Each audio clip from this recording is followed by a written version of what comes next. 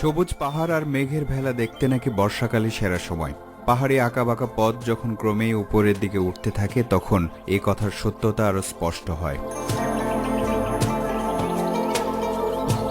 রাঙামাটির বাঘাইছড়ি উপজেলা থেকে ৩০ কিলোমিটারের এই দূরত্ব প্রকৃতির নিজস্ব রাজত্ব।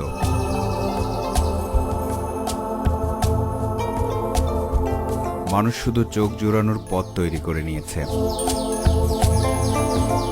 পথ যেখানে শেষ সেখানেই মেঘেদের ঘরবাড়ি। এটা রুইলুই পাড়া, সাজেক উপত্যকার মূল আকর্ষণ। এখান থেকে আশেপাশে তাকালে সব ছবি কথা বলে।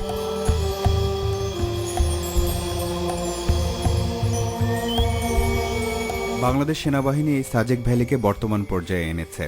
শুধু বেড়াতে আসা মানুষদেরই পর্যটন আবাসন তৈরি হয়নি এখানে, স্থানীয় বাসিন্দাদেরও জীবনযাত্রার মান বদলেছে।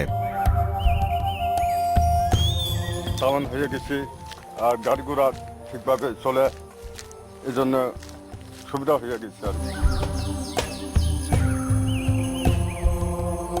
এই যেমন জগদীশ ত্রিপুরা, তারও এখন নিজের পণ্যের দরদাম করার ক্ষমতা তৈরি হয়েছে। কত দিতে হবে? 100 টাকা কম হবে?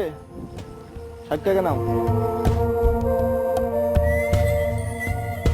শেষ পর্যন্ত বেশি দামেই কলা বিক্রি করতে পারলো জগদীশ। কলা বিক্রি হচ্ছে কত টাকা? 100 টাকা। আগে এই কলা কত বিক্রি হতো? কম দাম 60 টাকা, 70 টাকা, 50 টাকা।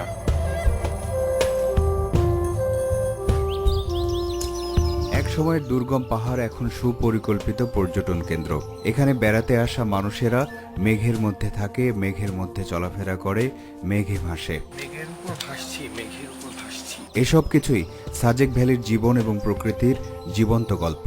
এখানে মেঘ সরে গেলে প্রকৃতির ভিন্ন রূপ উদ্ভাসিত হয়। পর্যটকদের নতুন গন্তব্য এই সাজেক ভ্যালি। পাহাড়ি রহস্যের ভাঁজ খুলতে খুলতে এখানে এলে মেঘের রাজ্যের দেখা মেলে। না জানি এই বাংলাদেশে আরো কত সৌন্দর্য অনুদ্ঘাটিত রয়ে গেছে। Manjurul Karim, Independent News, Sajek Valley, Rangamati.